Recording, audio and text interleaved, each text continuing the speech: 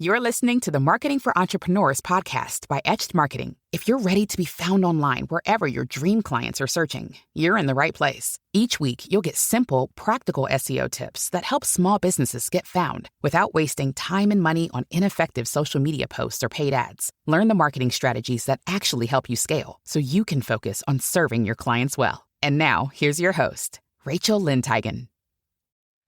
Hi there, and welcome back to the podcast. I want to talk about something that I'm seeing pop up a lot lately, which is the question, Rachel, what is answer engine optimization? What's AEO? Do I need to do that? Is it different from SEO? Is it the same thing? What in the world is it? And more importantly, how does it matter to my small business, and what do I need to do? So let's talk about it, my friend.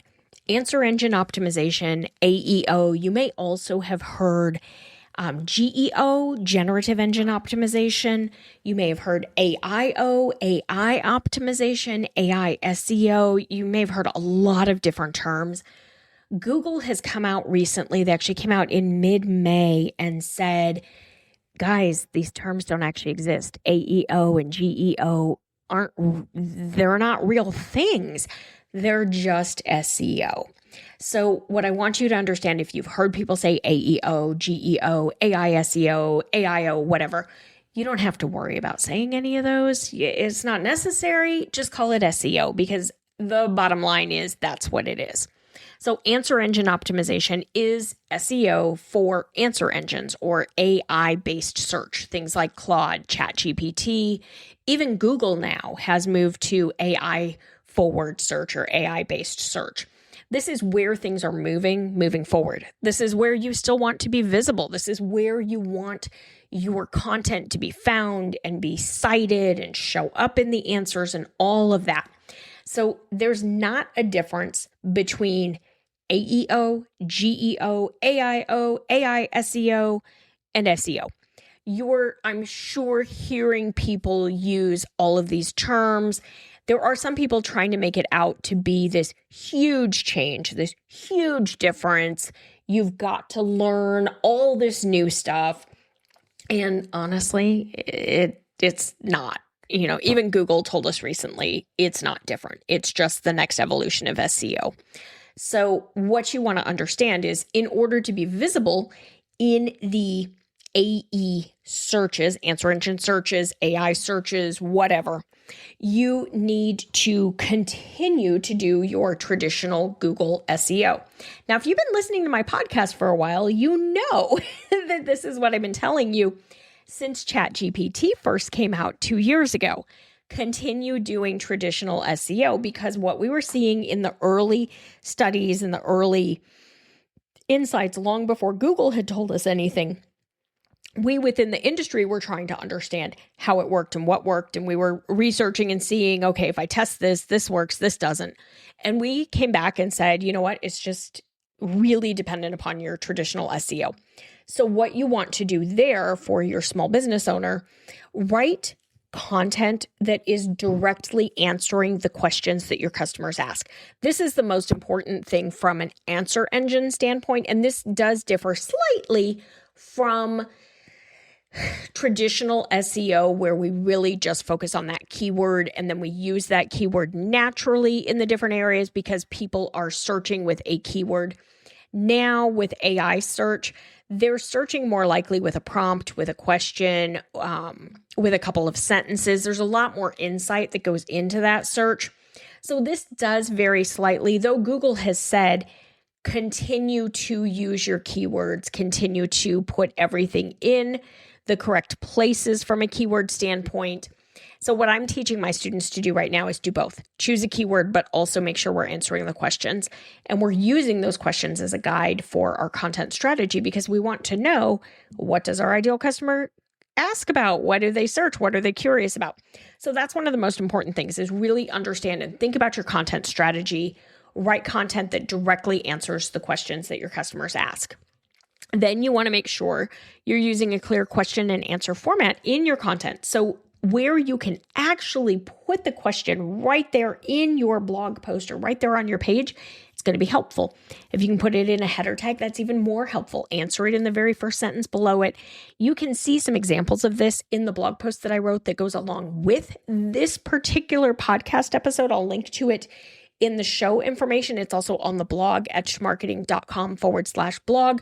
Look for the one that says answer engine optimization. Actually, look at any blog post I've written in the last couple of years, and about the last 2 years is formatted this way. So the next thing you want to think about that Google has told us specifically also is to create comprehensive, helpful content, not thin posts. Now, Google went as far as to give this new names when they released the guidelines, and they talked about commodity content versus non-commodity content. In the past, Google has referred to it as thin content. That's what commodity content is now. They used to refer to it more as thin content. What it amounts to is you want to create content that's very helpful, it's detailed, it's in-depth. You also want to build your authority and your credibility. This is where, and we've talked about this on this podcast before, EEAT, your experience, your expertise, your authority, and your trust. These are factors that Google looks at that they use to grade your content, to decide, is this a good answer for this person? So make sure you're including your insights and your information, your experience, anecdotes, case studies, testimonials, comments from students, anecdotes, anything like that. Because what they're looking for, honestly, now is content that goes above and beyond and includes more information than what you would just get in a generic AI summary. So you want to really think about this and look very clearly and honestly at your page when you're writing something and ask yourself very honestly, am I providing value beyond what an AI engine would provide? Like if I were to ask ChatGPT, Perplexity, Claude, whichever one you like, if I were to ask it to write this blog post, is there anything in my blog post that is different, unique, better, provides more insights? Because if what you're creating is just about the same as what it would create, you're not going to be visible. You're not going to show up on Google. You're not going to show up in AI-based search because you're not bringing anything new to the discussion. So this is something really important to understand. It's also important to understand this is why we don't have ChatGPT or Claude or whoever you like, whichever tool you like, we don't have them write your content for you, because content that comes directly out of those tools is a regurgitation of all sorts of other information that's already available on the web. There's nothing new, which means it's all that the AI engine already knows, and it's the AI summary, which means there's nothing new, unique, different. There's no other insight. Now, that's not to say that you can't use them at all. What I'm saying is don't just do a copy paste. Google actually released an algorithm update probably 12 to 18 months ago that was targeting AI-based spam because, every time something new comes out, people try to figure out how to cheat the system and how to make it work easier for themselves. And so there were companies in the very beginning that were creating tons and tons and tons of content at scale using ChatGPT mainly back in the day when it was the first one on the market to create all these blog posts. And it did work for a split second. They did rank, they did get traffic. And then Google very quickly caught up and said, yeah, no, that does not meet our standards. That is not what we're looking for. And so they released the AI spam algorithm update, or AI spam, I don't remember. I think it was the AI spam update. And it reduced the amount of AI slop or AI spam content significantly in that very first time that it ran. And they've run it a few times now. They really don't want that information in the search results because it's not really helpful. Now it's just directly in the search results anyway, because it's what they're giving people. So if that's all you're creating, you're not going to end up in there because you're not giving them anything new. Now, beyond that, beyond creating content that's new, that's unique, that provides additional value, that answers the questions, you also need to build your authority and your credibility, because the AI tools like Google are learning which websites to trust, which sources to trust. And so with traditional SEO, Google looks for links from other outside websites linking back to you, which basically say, we like this site, we trust this site, you should like this site, you should check it out, you should whatever. Like it's a way of another site saying, hey, we like this one. Versus AI-based search is a little different. They look for citations. They don't care if somebody's linked to you. They're just looking really to see, are people talking about you? Is there anything going on the web? Are they talking about you on social? Are they talking about you on a podcast? Are they talking about you in an article? Like, are they talking about you? And then more than that, what's the sentiment? Is it positive? Is it negative? Like, what's going on? Because they want to cite sites, say that 3 times fast, cite, C-I-T-E, sites, S-I-T-E-S. Yeah, I feel bad for anybody who's not a native English speaker. We have some crazy words. Anyway, they want to cite sites that are particularly good at the subjects that they talk about, that have experience and background and expertise. And they want to make sure the people they're referencing are good answers to those different questions. So Google wants you to focus on your EEAT, your experience, your authority, your expertise, and your trust. Experience, expertise, authority, and trust. Those also are going to be helpful for you for AI-based search. Another thing that you want to do for answer engine optimization, SEO, all of it, is to make sure your website is technically sound.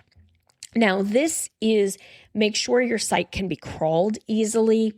Maybe check your Search Console report and look at your sitemap just to make sure you have one. Make sure that your pages are able to be indexed. Make sure you don't have pages that Google's looking like crawling and not indexing, because that's not a good thing. If they're crawling your site, but they're not indexing your content, you have a problem. Maybe take a look and make sure that you don't have important pages that are like 404 errors because maybe you moved a page and you forgot to do a redirect or something. Like, you just want to make sure that your site is technically sound. You also can test it out using tools like the Google Page Speed Test or Pingdom. Those are both tools that'll help you test the speed of your page load speed, because Google does like a website that is speedy. I have a blog post on this as well that you can find on the blog that kind of walks you through what matters from a speed standpoint. What you want to look at is, how fast does my site load? Because the reality is people aren't going to wait for a slow site. It's just not going to happen. So you want to look at that. Generally with small business sites in particular, there are going to be some things you can change and some things you can't. You can't change the code if you're on WordPress or Squarespace or something like that and you're using a builder. You're not going to be able to change some of the stuff with the code, and that's okay. The thing that you can generally change that has the biggest impact is how big the image files are on your page and how fast they load. So that's something you can look at and clean up, is how big are my image files? We want them to be in kilobytes, not megabytes. We want them to be smaller so that they load faster. If you're on WordPress, there's plugins you can get for other websites. Some of them automatically minimize the images. Some of them do not. You can use tools that'll help you minimize it, all of that. So if you want to focus on this, you want to be able to be visible in the answers when people are searching answer engines, things like ChatGPT, Claude, Perplexity, etc. You want to make sure that you are doing SEO. That's really what it amounts to. I'm teaching a free live class right now. You're going to be able to join. I've got webinars this week. I'm teaching a 5-day bonus session. Like, you've got so much insight that you can learn if you want. I would love to be the one to teach you all about this, and just get signed up. The link is here in the notes. You'll learn how all of this works. And then if you want to work with me, we're kicking off a new cohort next week. So join us and let's work on this together. All right, that's it for today. Hopefully that helps you understand what's going on with Google and ChatGPT and Claude and what exactly is answer engine optimization, and do you need to do it, and is it separate from Google, from SEO? So hopefully we've answered a bunch of those questions for you today. And I hope to see you in the training this week and on the trainings Wednesday and Thursday, and most importantly, in Simple SEO content so that we can work on this together and make sure that your website stays visible. All right, bye for now. Have a great day.